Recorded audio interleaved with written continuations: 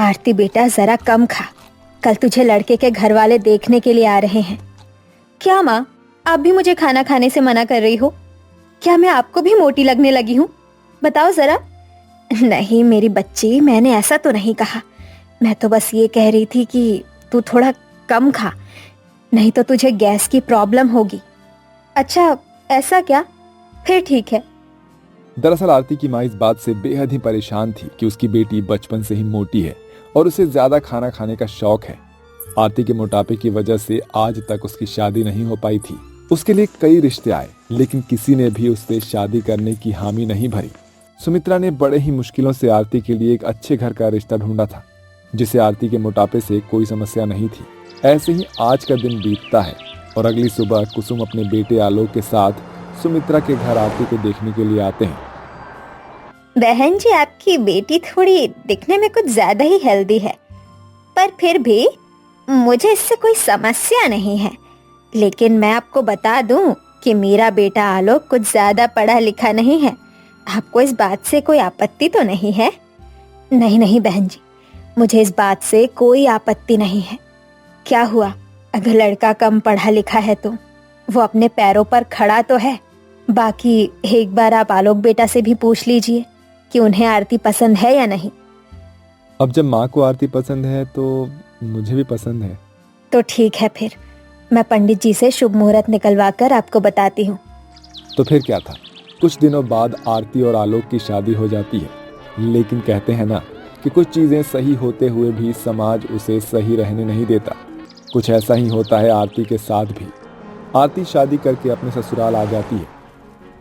आओ बहू, अंदर आओ, आज से ये घर तुम्हारा हुआ। जी माँ जी।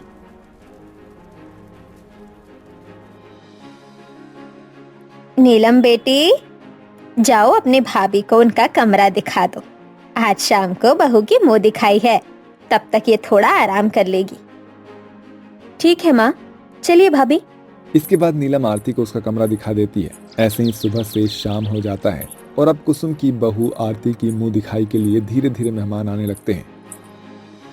अरे यशोदा बहन, तुमने कुसुम की बहू को देखा? वो कितनी मोटी है, बिल्कुल किसी भैंस की तरह। अरे हाँ बहन, सही में पता नहीं कुसुम ने आलोक के लिए इस लड़की को क्यों चुना। ये लड़की तो दिखने में पूरी की पूरी बुलडोजर है, बुलडोजर। अरे थोड़ा आराम से बोलो, कहीं कुसुम हमारी बात सुन ना ले। तभी वहां पर कुसुम आ जाती है। अरे आप सभी ने खाना वगैरह खाया या नहीं? हाँ कुसुम बहन, खा लिया हम सभी ने खाना। कुसुम बहन, मानना पड़ेगा, आपने पूरे मोहल्ले में सबसे हटके बहू लेकर आई हो। बिल्कुल लाखों में एक। सच में आपकी बहू हीरा है, हीरा। जी जी, शुक्रिया। इस तरह मुंह दिखाई में वहां मौजूद सभी सदस्य आलोक और आरती की जोड़ी को देखकर काफी मजाक उड़ाते हैं। इसका अनुमान कहीं न कहीं कुसुम को भी था, लेकिन वो अब कुछ नहीं कर सकती थी। ऐसे ही मुंह दिखाई की रस्म खत्म हो जाती है। आलोक जी, मुझे बहुत भूख लगी है। मैंने सुबह से बस 15 रोटी ही खाई है और अब मुझसे ये भूख और बर्दाश्त नहीं हो रही। क्या? ठीक है, मैं तुम्हारे लिए कुछ खाने को ले आता हूँ, रुको। इसके बाद आलोक किचन से आरती के लिए छोले भटूरे लेकर आता है। वाओ, छोले भटूरे, ये तो मेरे फेवरेट है, फेवरेट। थैंक यू आलोक जी। ठीक है, खा लो अब तुम। फिर क्या था, आरती इस छोले भटूरे की थाली को 2 मिनट में ही चट कर जाती है। आलोक जी, मेरा पेट नहीं भरा, मुझे और खाना है। क्या सच में तुम्हारा पेट नहीं भरा? यार मैं कहाँ फंस गया यार। क्या हुआ? अब कुछ नहीं, मैं अभी लेकर आता हूँ। इसके बाद आलोक किचन से छोले भटूरे लेकर आता है और आरती खाती जाती है। उसने एक एक करके कई प्लेट छोले भटूरे खा लिए थे और ये देखकर आलोक काफी ज्यादा हैरान हो जाता है। बस ये आखिरी है, अब इससे ज्यादा और नहीं खाऊंगी, नहीं तो आप भी कहने लगेंगे कि मैं कितनी पेटू हूँ। मैंने तो बस 2 प्लेट ही छोले भटूरे खाए होंगे। सही कहा ना आलोक जी? क्या 2 प्लेट? 15 चक्कर तो मैं किचन के और यहाँ लगा चुका हूँ और इस भैंस को सिर्फ 2 प्लेट नजर आ रहे हैं। ये तो वो है जो इसने अभी खाए हैं। हाँ आरती, तुमने कहाँ ज्यादा खाना खाया है? चलो अब आगे का कार्यक्रम करते हैं। हाँ आलोक जी, लेकिन मुझे खाना खा लेने के बाद बहुत तेज नींद आती है, तो क्या मैं सो जाऊं, थोड़ा सा आराम कर लूं? ये बात सुनकर आलोक थोड़ा हैरान सा हो जाता है, क्योंकि आज उनकी सुहाग रात थी। लेकिन इस तरह से आरती की मासूमियत देखकर उसे सोने से मना नहीं कर पाता है। ठीक है, तुम एक काम करो, आराम से सो जाओ। जी, आप भी सो जाइए। इसके बाद आलोक और आरती दोनों एक साथ सो जाते हैं। ऐसे ही समय बीतता है और इस तरह से समय के बीतने के साथ साथ आरती के खाना खाने पर कोई भी काबू नहीं रहता। भाभी, आपने अभी तो खाना खाया था, फिर ये गोलगप्पे क्यों खा रही हो? वो क्या है ना दीदी जी, मुझे गोलगप्पे बहुत ज्यादा पसंद है और मैं गली में गोलगप्पे वाले को दिखी तो मुझे जरा भी रहा नहीं गया और मैं गोलगप्पे खरीद कर खाने लगी। भाभी, आप थोड़ा अपने खाने पर कंट्रोल कीजिए। मैं आपको खाना खाने से मना नहीं कर रही, लेकिन आप खुद ही देखिए, आपकी इस तरह खाना खाने से आपका वजन कितना ज्यादा बढ़ गया है। साथ ही अब तो गली मोहल्ले की औरतें भी आपको मोटी मोटी कहकर चिढ़ाने लगी हैं। ओहो दीदी, आप भी क्या गली मोहल्ले की बातें लेकर बैठ गई। उनका तो काम ही है चुगली चपाटी करना, उनके पास और काम ही क्या है। तभी वहां पर कुसुम आ जाती है।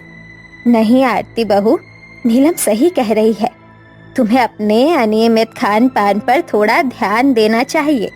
इससे तुम्हारा ही शरीर का नुकसान है। इस तरह वजन बढ़ने से बीमारियां शरीर के अंदर दाखिल हो जाती है।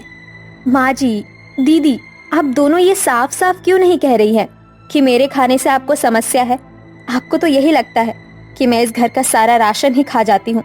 ये कहते हुए आरती रोते हुए अपने कमरे में चली जाती है। ऐसे ही सुबह से शाम हो जाती है। आरती, माँ ने और नीलम ने मुझे सब कुछ बता दिया है। वो तुम्हें हर्ट नहीं करना चाहती थी, वो तो बस तुम्हें समझा रही थी।